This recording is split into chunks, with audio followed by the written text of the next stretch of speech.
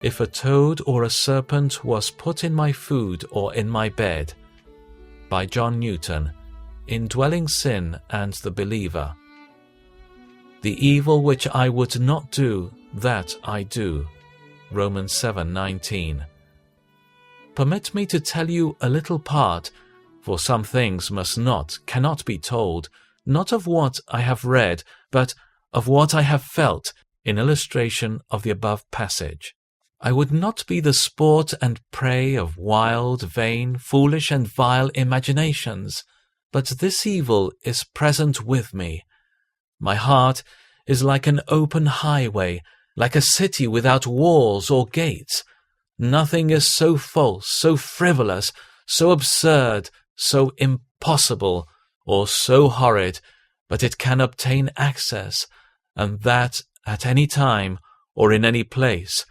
Neither the study, the pulpit, nor even the Lord's table exempt me from their intrusion. But if this awful effect of heart depravity cannot be wholly avoided in the present state of human nature, yet at least I would not allow and indulge it.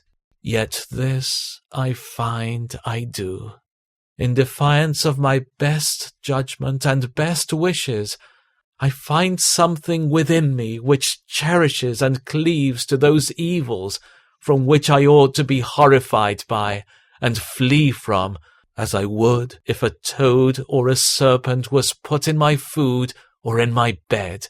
Ah, how vile must the heart, at least my heart, be, that can hold a parley with such abominations, when I so well know their nature and their tendency. Surely he who finds himself capable of this may, without the least affectation of humility, however fair his outward conduct appears, subscribe himself less than the least of all saints, and the very chief of sinners.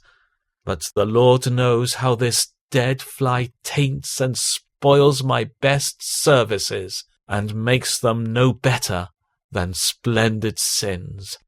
This is only a faint sketch of my depraved heart, but though my disease is grievous, it is not desperate. I have a gracious and infallible physician. I shall not die, but live, and declare the works of the Lord. But I shall not always be as I am now, yet a little while, and I shall be freed from this vile body, which, like the leprous house, is incurably contaminated, and must be entirely taken down. Then I shall see Jesus as he is, and be like him, and with him forever.